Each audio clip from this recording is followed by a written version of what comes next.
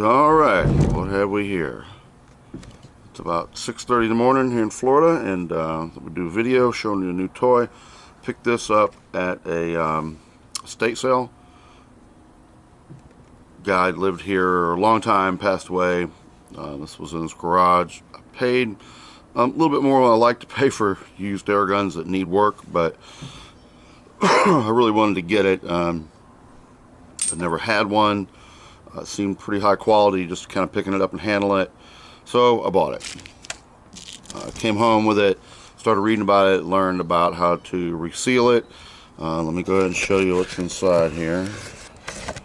Got kind of a ratty box, which is sad, but it did a good job protecting the pistol. This is a Crosman Mark II, which means it's a 177 caliber CO2. These were in production from the 60s into the 80s. This one has got, looks to me to be right about 1975 based on some of the features. It does have the adjusting screw for the power. All these guns have 2 power levels. This is the cocking lever here. If you push it slowly to the first cock, that's the low power level. And then you go to the second position, that's the high power level. All metal guns except for the grips, very, very comfortable. Kind of awkward to load. Show you here. The bolt has to be turned 180 degrees and then opened, and that's not really mechanical. All that is a probe that pushes the pellet in. It has to be cocked for every shot. Safety over here, kind of out of the way. You can't really get at it with your thumb. You have to get it with your left hand. It is metal as well. Can only be applied when it's cocked. These are kind of known for having a overly complex charging system and piercing system. This is the old style piercing cap here.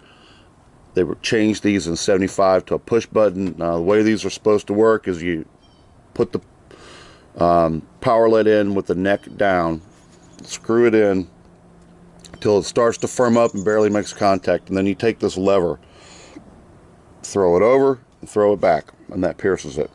If you leave it over, it stays, it doesn't spring back on its own, it will leak. It'll give you low power shots and leak. This was kind of a major complaint on these, and I did have to replace the seals in this part, which was a real pain. It's very difficult to take apart. It can be done. There's a tiny little O-ring seal on the piercing needle that has to be replaced. It involves removing a snap ring and removing a castle type nut that requires a special spanner that of course you don't have. But I used a dental pick and got it out of there without any damage. The condition on this is pretty good. I got a little tiny bit of paint loss there. Not really much else. It's got sights are not damaged or anything. It's got good adjustable sights. Very big sights, very easy to see. Obviously, you know, for punching targets. The velocities on this, after I finally got it to air up and hold air, and wasted a few CO2 pellets getting it to that point. The velocities were pretty surprising.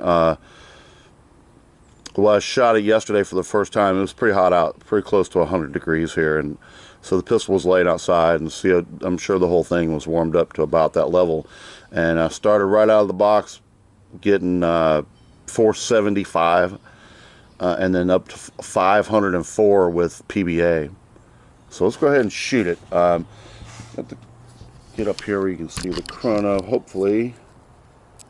Get that out of the way. I'll show you some of the paperwork I got with it too. That came with it from the original Crosman here. Paperwork, heavily rodent chewed.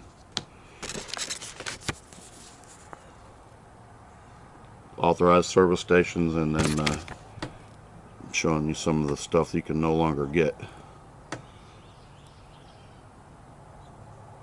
Little catalog. Here's kind of the rest of the box here.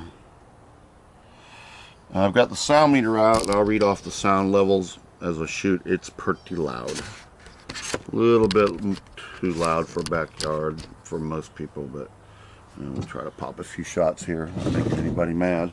So you can see the chrono. Alright. These are kind of some mixed bag pellets. I've got some heavy pointed hunting pellets and some little daisy flat points. That's what we'll shoot here. It's slow to load. It's compared to you know, the modern repeaters that they have for pellet guns. It's kind of a one at a time affair, not real fast. All right, safety off here. We'll pop one over the chrono.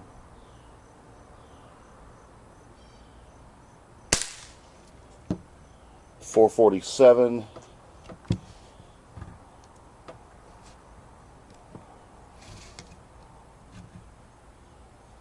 Set the sound meter. Get a reading on that.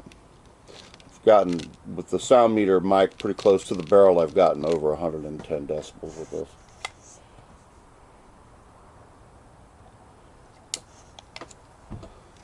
Get a little closer here. There we go.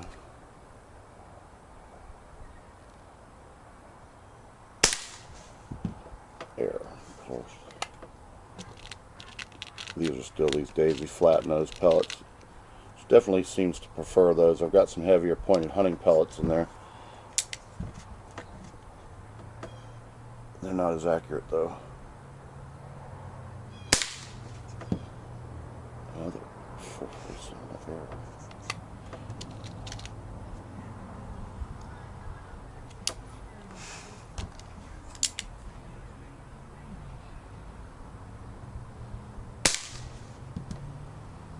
My light's a little low here. I don't know why. That's why I'm not getting a reading. It's pretty early. Let's see here. I'll try one more. That was 110.5 decibels, by the way. I'll get my meter over here. Try to throw one really low over the sensors here. There's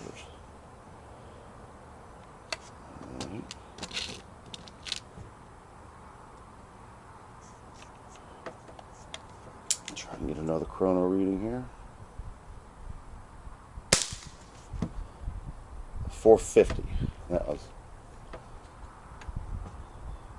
after banging off a bunch of them in succession like that. Like I said, and it's warmer, definitely a little more powerful. It's a really great gun to shoot.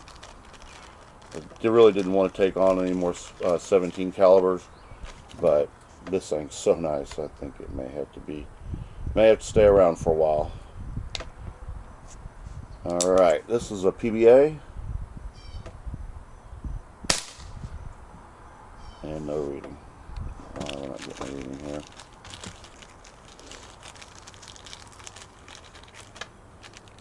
Try another PBA. But with the gun really hotted up yesterday, I was getting like right about 505, 504 with the PBAs.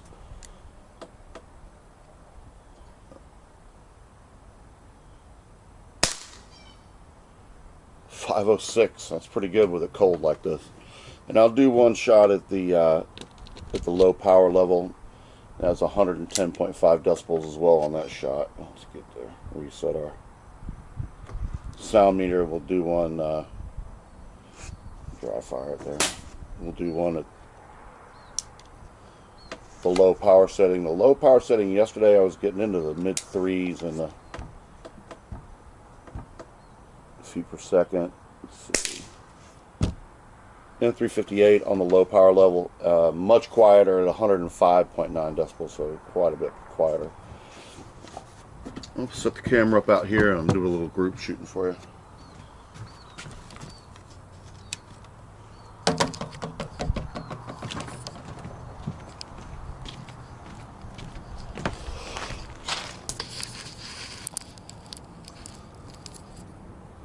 So 10 yards, we'll go for that target right there.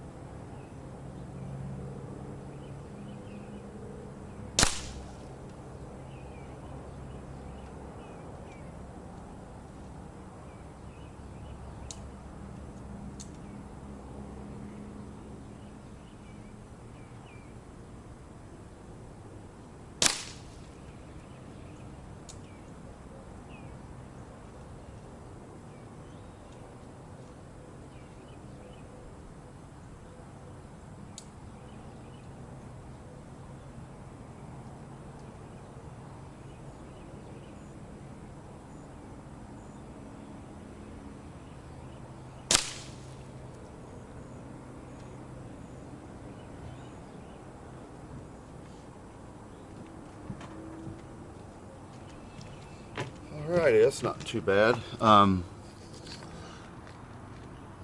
These Crosman Marks do have adjustable triggers as well. I've lightened that one a little bit. It's the only adjustment I've done to it. I didn't do any adjustment to the power level or to the sights.